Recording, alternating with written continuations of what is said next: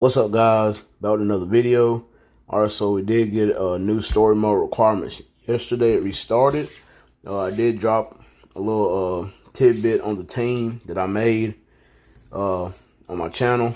Alright, so we're gonna go ahead and go full on who's the best options for story mode and for the dimensional clash. That'll be the first one.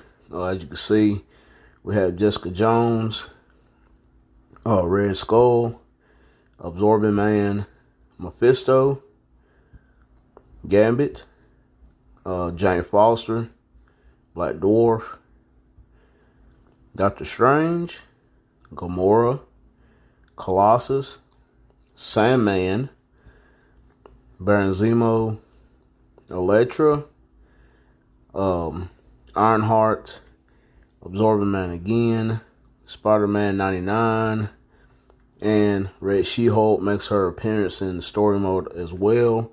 She-Hulk, Ancient One, and Scorpion. Alright. So, with the Dimensional Clash, everything is kind of pretty easy. If you do not have Red She-Hulk, she is a premium character. So, that will give you X-23 in that slot for 7-3. There's another one in here as well. If you don't have Spider-Man 99, that will put Hulk in the lead slot as well. Then you'll have Baron Zemo for 5-1. And if you do not have Baron Zemo, which is a premium also, that will slot in hella for you on that one. 4-2 with Sandman. He can absolutely do it. With Sandman, as you can see,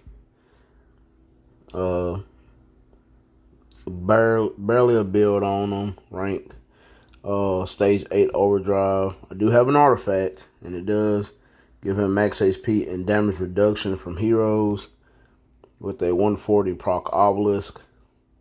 So he can do it. So have tried it. And then we have, and that is it, basically.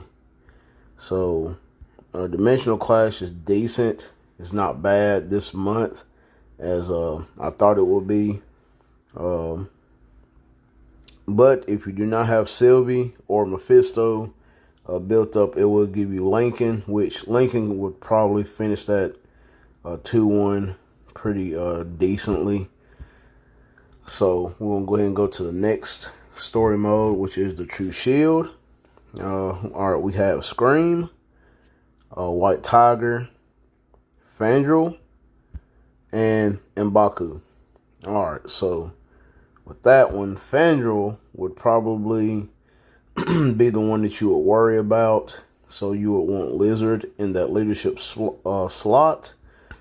With Fandral, if you do not have, as you can see, I have a 140 proc obelisk. I do have his artifact, and it does give him ignore dodge with increase of all attack. So you probably could run with it. I wouldn't be, as you can see, I do not have a build on him, so I'm not running him on any of my teams. So that would probably be the only one I would worry about right there. So M'Baku, you get him from the legendary battle. White Tiger, if you did get the uniform, he could definitely do it. Scream, also, you don't really have to have the uniform for her, but it would make a big difference. Okay, the All War, we have Red She-Hulk again that shows up. We have Punisher, which we'll get into that in a minute. Sunbird, which is a paywall character, and Emma Frost, which is a Crystal Wall character. Alright, so if you do not have Emma Frost, that would probably change up your whole game plan right there. Now, you definitely do not want Black Widow. She may have she's going to have just the one skill. It's the 4th skill with the shock ability.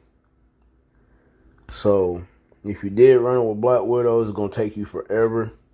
Plus, you do have Professor X, which is a, let's see, a Crystal Wall character if you do not have him unlocked. Or you could try to get him in the Dimension Missions, the little chest right here, the contribution chest. If you don't have the shield support, it's only going to be 5 bios, so that'll be enough to unlock them.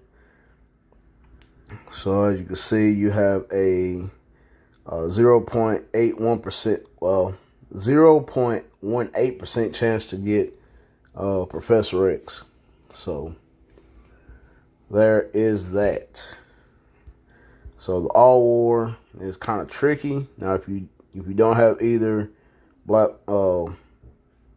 Emma Frost or Professor X, it will slot you in Black Widow. She could probably do it, but like I said, she only has the one ability on her 4th skill. Her tier 3, nope. She does not have any more elemental except for on the 4th. So that's going to be kind of rough if you do not have Emma Frost or Professor X. Okay, next up will be The Future Ends Here. All right, we have Taskmaster, Gamora, and Caecilius. You definitely don't want Caecilius going up against Thanos. He is uber weak. I do have Transcendence on him, but he's still weak. So,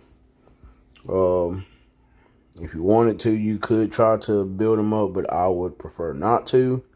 So, the team I came up with for all of the story mode was this team: Apocalypse, Caecilius, and Fandral.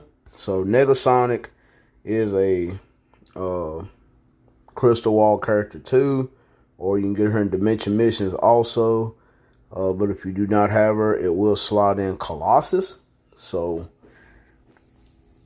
in which Colossus is a good support character, but he could definitely do it if you do not have Negasonic. So, this was the team I made up. Was, like I said, Apocalypse, Caecilius, and Fandral, and that was for all game modes. So, but if you do not, let's see. All right, so if you don't have those two, it will slot in Colossus. So we figured that out. Now for the All War, like I said, if you don't have any of these characters except for Black Widow, it will just slot in Black Widow for your elemental. But if you wanted to, instead of using Black Widow, and if you don't have Apocalypse, let's say you could put in, you could do something like, that's going to be tough, because it's going to slot in Black Widow either which way you like it, unless you put her, if you want to try it, you could do something like this, and then it will slot in another elemental character for you. So, in which Apocalypse does have elemental. So, if you did have Apocalypse built up, he would take over and he would absolutely do this this match for you against Odin. You could definitely do that. But you would have to worry about Fandral taking over and the True Shield, which the True Shield is kind of weak. But, like I said, I digress. I didn't want to take a chance. And I didn't have him build up. So, Lizard was totally fine on that stage right there. The Dimensional Clash, everything went good. Like I said, the only one that I was really worried about was Sandman on 4-2. But he came out perfect. Wasn't no issues or nothing like that. The artifact did help out a lot with the increase of max HP. Like I said, I do have like a decent build on my Sandman. Ranked up all the skills. He's pretty tanky. So, especially when he does his 5th skill. So, he is pretty tanky. the guy does need a rework. Not gonna lie. So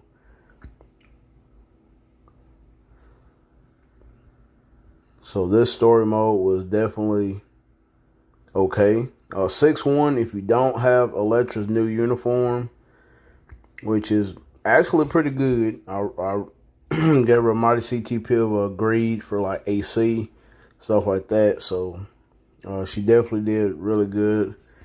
6-1, that's where you fight Thor, Black Panther, and Black Bolt. So I really wasn't too worried about that after I seen what she did.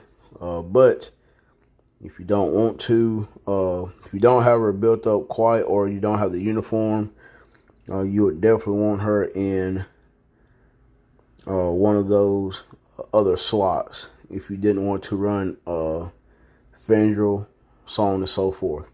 So it's kind of tricky on how to build a team unless you want to do 2 teams. Now, if you want to do 2 teams, we could do something like, you could do Elektra right here. Okay. And then you could do, let's see.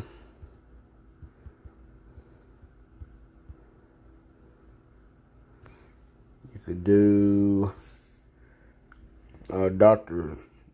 Octopus. And then you could do, that would probably be the best one, really. Let's see. I think that was it. Yeah, for that one. And you could do something like, I would say Black Widow. But like I said, she could do it. It's just going to take forever, though. So if you want to make 2 teams, I would probably do,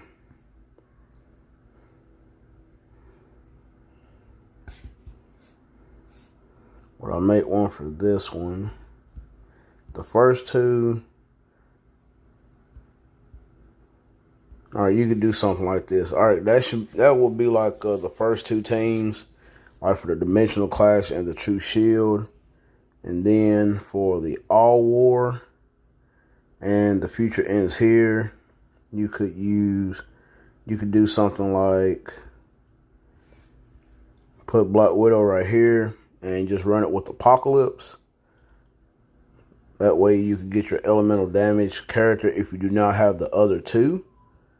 And then Apocalypse immediately is going to run 11-2 instead of Thing and Punisher, because Punisher does have 1 uniform with elemental damage, and that is the Cosmic Ghost Rider. But if you don't have that uniform, then there you go. He has burn on the 2nd skill and the 4th skill and the 5th. But they're not elemental. They're all physical, and you need elemental characters for the All War. So that would probably be my 2nd team if you did do 2 teams. So that way Apocalypse could go ahead and run this one as well. So there you go with that. So this will probably be my 2nd team for the All War and the Future Ends Here. Apocalypse, Caecilius, and Black Widow. And then for the Dimensional Clash and the True Shield, I would probably run this team right here. Dr. Octopus, Elektra, and Fendril. So, but if you want to just run 1 team like I was, if you do have all the characters, this will be the best team right here. Let me get Fendril back.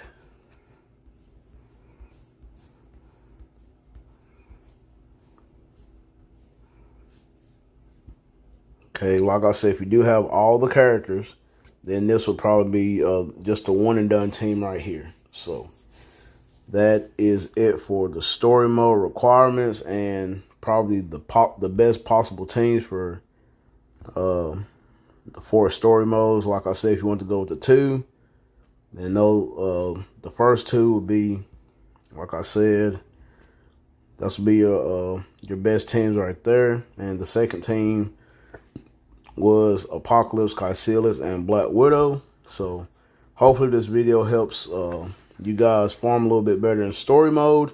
If you're still continuing to farm, I enjoy it, especially the free rewards like those, and the Odin's blessings. So, and the last time I cracked open over 200 chests, I got 11 Odins and 1 CTP. So, that was really good. No, I didn't get a CTP. I got a comic card. Yes, so I got 11 Odins, and I ended up getting the What If Ghost Rider card out of here. So, in which that was really good. That was really clutch. So, yeah. So let me know what y'all guys think of the story mode requirements. I hope this video helped out a little bit. Hit me in the comment box down below. Smash that like button and subscribe. And I will catch you guys in the next video.